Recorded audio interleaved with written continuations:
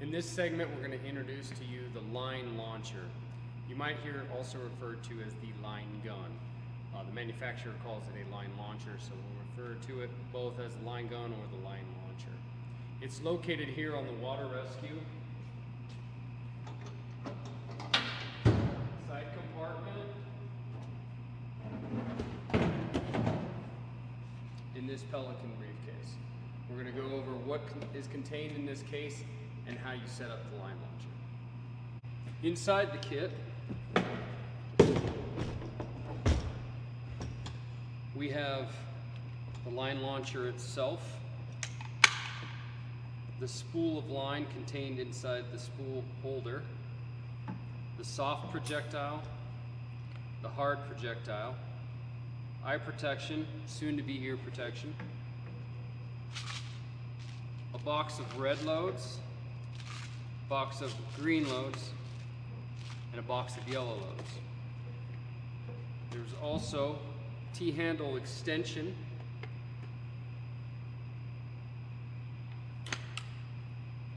that can mount to the rear of the line launcher, and additionally some Q-tips and some cleaning products for maintenance. So I want to show you guys, and I'm going to hold them right here, hopefully we can get them in focus for you. These are blank loads, and if you can see that, this one's yellow, the middle one's green, and the far one out here is red. That's how we know whether it's a green, yellow, or red load. Green is the lightest load, yellow is the middle, and red is the hottest load, meaning it contains more powder to send the projectile further. We would select the load based on what we're trying to accomplish, how far we need that projectile to travel.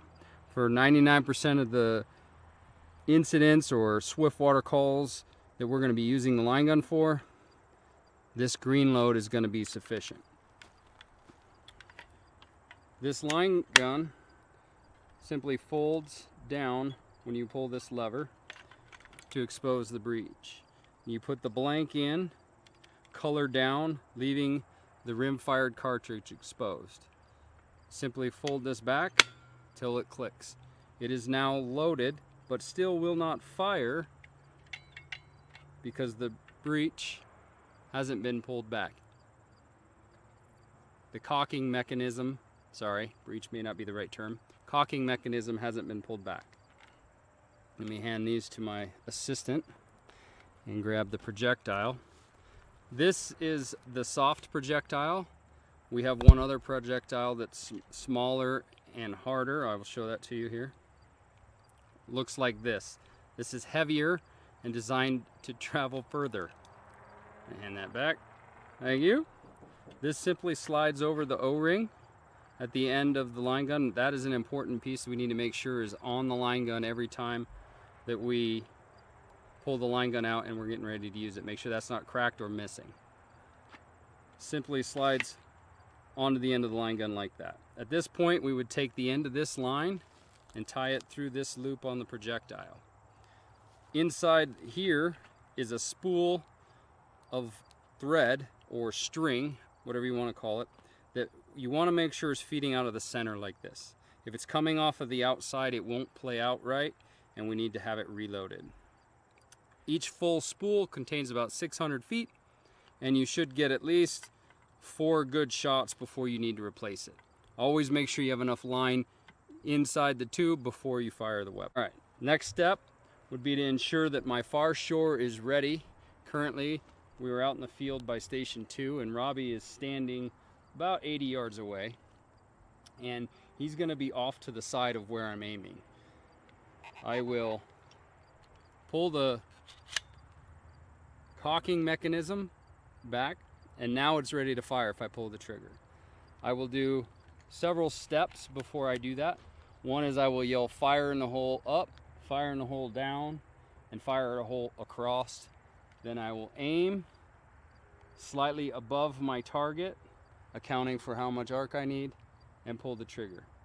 When it fires, the projectile will obviously pull out the string, and you would need an assistant here to stop that string from playing out once the projectile has made it across the river. In this case, Robbie is across the river. He would grab the projectile, and the line and hold it up above the water if we were doing a swift water scenario. And that is how we get a line from one side of the river to the other.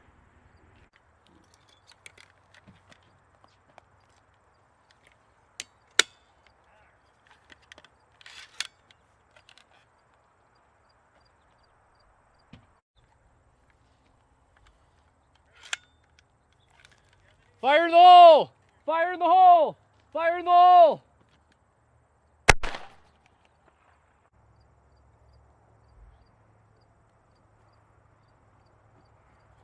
Yeah, I can only do meters and yards. That's fine. That's fine. Yeah. So that last shot was a red load with a pretty low trajectory, and it landed 104 yards, approximately 115 feet away in the air. 315 feet. So that was a yellow load. Robbie is now standing where that landed in the air. And remember, Ryan's trajectory was relatively low, and you can extend the distance by increasing the arc. 79 yards. 79 yards. Certainly well over anything we would need for majority of swiftwater rescue incidents. Fire in the hole! Fire in the hole! Fire in the hole!